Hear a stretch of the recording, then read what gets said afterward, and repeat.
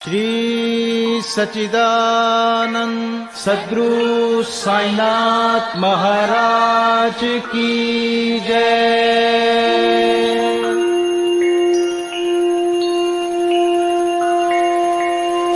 आदरणीय साईं भक्तों, आप सभी को हृदय की गहराइयों से सादर प्रणाम।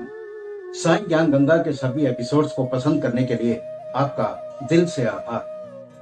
आशा करते हैं कि साईं ज्ञान गंगा का ये नया एपिसोड भी आपको अवश्य पसंद आएगा। पसंद आने पर आप इस वीडियो को लाइक कीजिएगा, ज्यादा से ज्यादा शेयर कीजिएगा, और अगर आपने अभी तक हमारे चैनल को सब्सक्राइब नहीं किया है तो प्लीज अभी सब्सक्राइब कीजिएगा। तो आइए शुभारंभ करते हैं साईं ज्ञान गंगा का। शिरडी की यात्रा की एक विशेषता ये थी कि बाबा की आज्ञा के बिना कोई भी शिरडी से वापस लौटने के लिए प्रस्थान नहीं कर सकता था। यदि किसी ने ऐसा किया भी तो मानो उसने अनेक संकटों को निमंत्रण दे दिया। परंतु यदि किसी को शिरडी छोड़ने की आज्ञा हुई तो फिर वो शिरडी में ठहर ही नहीं सकता था। जब भक्तगण लौटने के समय बाबा के पास आज्ञा लेने जाते थे और उन्हें प्रणाम करने जाते थे तो बाबा कुछ आदेश दिया करते थे जिनका पालन करना अति आवश्यक था। यदि किसी ने इन आदेशों की अवज्ञा कर बिना साईं अनुमति के लौटने की कोशिश की तो उन्हें रास्ते में किसी न किसी दुर्घटना का शिकार होना पड़ा। ऐसे ही कुछ उदाहरण यहाँ प्रस्तुत है। बाबा की आज्ञा बिना बने न को काम, जो आज्ञा सिरधारी ले पाए सदा विश्राम, करे अवज्ञा साईं की तुरंत ही फल वह पाए, ज्ञान चक्षु खोले प्रभु तब अज्ञान मिटाए, साईं जी तब अज्ञान मिटाए। ओम साईं श्री साईं जय जय साईं, ओम साईं श्री साईं जय जय साईं, ओम साईं श्री साईं जय जय साईं, ओम साईं श्री साईं जय जय साईं। एक समय तात्या कोते पाटिल तांगे में बैठकर कोपर गांव के बाजार को जा रहे थे। वे शीघ्रता से मस्जिद में आए, बाबा को नमन किया और कहा कि मैं कोपर गांव के बाजार को जा रहा हूं। बाबा ने कहा, शीघ्रता ना करो, थोड़ा ठहरो। बाजार जाने का विचार छोड़ दो और गांव के बाहर अभी ना जाओ। अच्छा, कम से कम श्यामा को तो साथ लेते जाओ। बाबा की आज्ञा की अवहेलना करके उन्होंने तुरंत तांगा आगे बढ़ाया। तांगे के दो घोड़ों में से एक घोड़ा, जिसका मूल्य लगभग 300 रुपए था, अति चंचल और द्रुतगामी था। रास्ते में सावली विहीर ग्राम पार करने के पश्चात ही वो अधिक वेग से दौड़ने लगा। अकस्मात ही उसकी कमर में मोच आ गई, वो वहीं गिर पड़ा। यद्यपि तात्या को अधिक चोट तो नहीं आई, परंतु उन्हें अपनी साईं माँ के आदेशों की स्मृति अवश्य हो आई। एक अन्य अवसर पर कोल्हार ग्राम को जाते हुए भी उन्होंने बाबा के आदेशों की अवज्ञा की थी और ऐसी ही घटना के समान ही दुर्घटना का उन्हें सामना करना पड़ा। दरअसल बाबा के जाने की अनुमति ना देने का एक ये भी कारण होता था कि वे भविष्य में होने वाली घटनाओं व दुर्घटनाओं को पहले से ही भांप लिया करते थे, जान लिया करते थे। एक समय मुंबई के एक यूरोपियन महाशय नाना साहेब चांदोरकर से परिचय पत्र प्राप्त कर किसी विशेष कार्य से शिरडी आए। उन्हें एक आलीशान तंबू में ठहराया गया। वे तो बाबा के समक्ष नतमस्तक होकर उनके कर कमलों का चुंबन कर सौभाग्यशाली होना चाहते थे। इसी कारण उन्होंने 3 बार द्वारका माई की सीढ़ियों पर चढ़ने का प्रयास किया, परंतु बाबा ने उन्हें अपने समीप आने से रोक दिया। उन्हें आंगन में ही ठहरने और वहीं से दर्शन करने की आज्ञा मिली। इसी विचित्र स्वागत से अप्रसन्न होकर उन्होंने शीघ्र ही शिरडी से प्रस्थान करने का विचार किया और विदा लेने हेतु वे बाबा के पास आए। बाबा ने उन्हें दूसरे दिन जाने और शीघ्रता न करने की राय दी। अन्य भक्तों ने भी उनसे बाबा के आदेश का पालन करने की प्रार्थना की, परंतु वे सबकी उपेक्षा कर तांगे में बैठकर रवाना हो गए। कुछ दूर तक तो घोड़े ठीक ठाक चलते रहे, परंतु सावली विहीर नामक ग्राम पार करते ही एक बाइसिकल सामने से आई, जिसे देखकर घोड़े भयभीत हो गए और द्रुत गति से दौड़ने लगे। फलस्वरूप तांगा उलट गया और महाशय जी नीचे लुढ़क गए और कुछ दूर तक तांगे के साथ साथ घिसटते हुए चले गए। लोगों ने तुरंत ही दौड़कर उन्हें बचा लिया, परंतु चोट अधिक लगने के कारण उन्हें कोपर गांव के अस्पताल में शरण लेनी पड़ी। इस घटना से भक्तों ने शिक्षा ग्रहण की कि जो बाबा के आदेशों की अवहेलना करते हैं उन्हें किसी न किसी प्रकार की दुर्घटना का शिकार होना ही पड़ता है, और जो आज्ञा का पालन करते हैं वे सकुशल और सुखपूर्वक अपने घर पहुंच जाते हैं। अब इस बात पर विचार कि जब बाबा इतने श्रेष्ठ पुरुष थे तो फिर उन्होंने आजीवन भिक्षावृत्ति पर ही क्यों निर्वाह किया। इस प्रश्न को दो दृष्टिकोण समक्ष रखकर हल किया जा सकता है। पहला दृष्टिकोण, भिक्षावृत्ति पर निर्वाह करने का कौन अधिकारी है। शास्त्रानुसार वे व्यक्ति जिन्होंने तीन मुख्य आसक्तियों कामिनी, कांचन और कीर्ति का त्याग कर आसक्ति मुक्त हो संन्यास ग्रहण कर लिया हो, वे ही भिक्षावृत्ति के उपयुक्त अधिकारी हैं, क्योंकि वे अपने घर में भोजन तैयार करने का प्रबंध नहीं कर सकते। अतः उन्हें भोजन कराने का भार गृहस्थों पर ही होता है। श्री साईं बाबा ना तो गृहस्थ थे और ना ही वानप्रस्थी, वे तो बाल ब्रह्मचारी थे। उनकी ये दृढ़ भावना थी कि विश्व ही मेरा घर है। वे तो स्वयं ही भगवान वासुदेव विश्व पालन करता तथा पर ब्रह्म थे, अतः वे भिक्षा उपार्जन के पूर्ण अधिकारी थे। भिक्षावृत्ति के संबंध में दूसरा दृष्टिकोण है पंच सूना, यानी 5 पाप और उनका प्रायश्चित।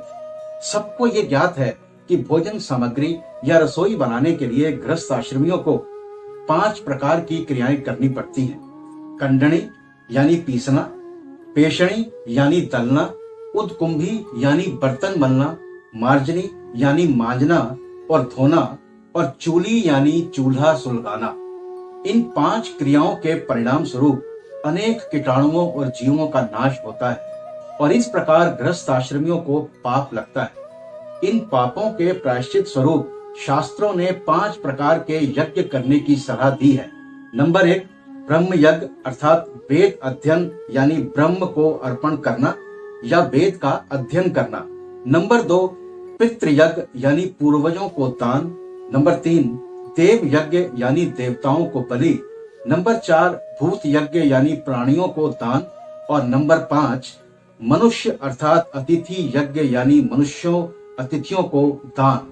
यदि ये कर्म विधि पूर्वक शास्त्रानुसार किए जाएं, तो चित्त शुद्ध होकर ज्ञान और आत्मानुभूति की प्राप्ति सुलभ हो जाती है। बाबा द्वार द्वार पर जाकर गृहस्थ आश्रमियों को इस पवित्र कर्तव्य की स्मृति दिलाते रहते थे और वे लोग अत्यंत भाग्यशाली थे जिन्हें घर बैठे ही बाबा से शिक्षा ग्रहण करने का अवसर मिल जाता था। भगवान श्री कृष्ण ने गीता में कहा है, जो मुझे भक्ति पूर्वक केवल एक पत्र, फूल, फल या जल भी अर्पण करता है, तो मैं उस शुद्ध अंतःकरण वाले भक्त के द्वारा अर्पित की गई वस्तु को सहर्ष स्वीकार कर लेता हूँ।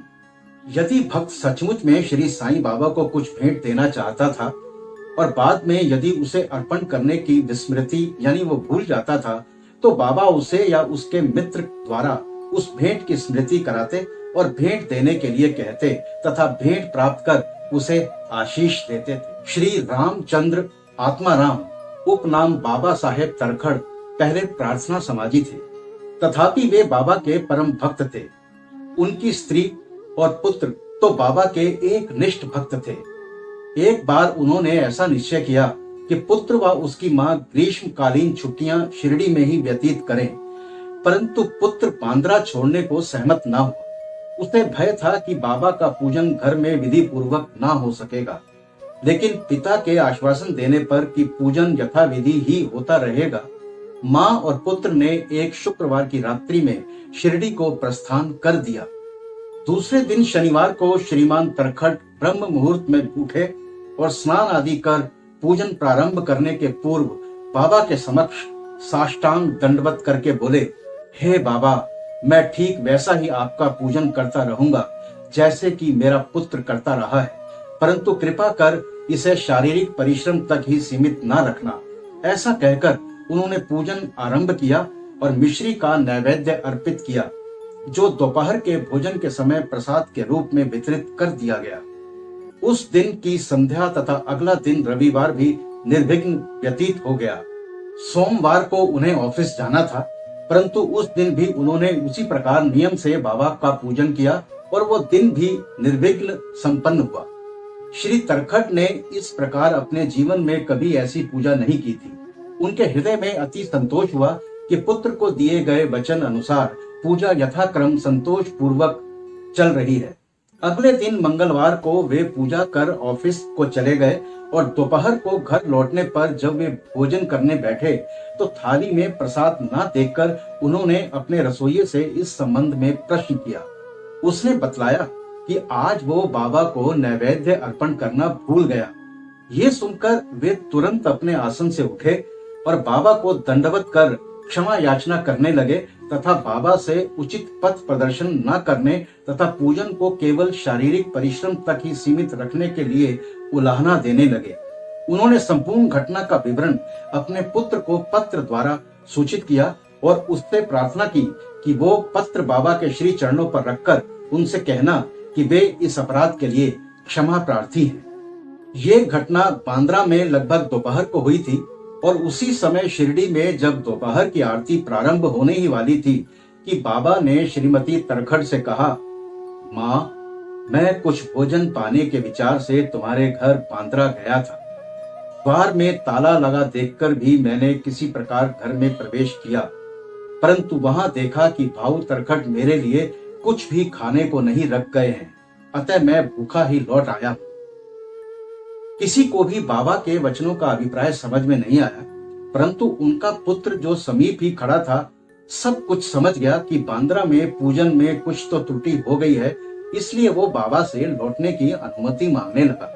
परंतु बाबा ने अनुमति नहीं दी और वहीं पूजन करने का आदेश दिया। उनके पुत्र ने शिरडी में जो कुछ हुआ उसे पत्र में लिखकर पिता को भेजा और भविष्य में पूजन में सावधानी बरतने के लिए विनती की। दोनों पत्र डाक द्वारा दूसरे दिन दोनों पक्षों को मिले। कितनी आश्चर्यपूर्ण है ये घटना। बाबा अंतर्यामी थे और उनके भक्तों के मन में क्या चल रहा है वे आसानी से जान लेते थे।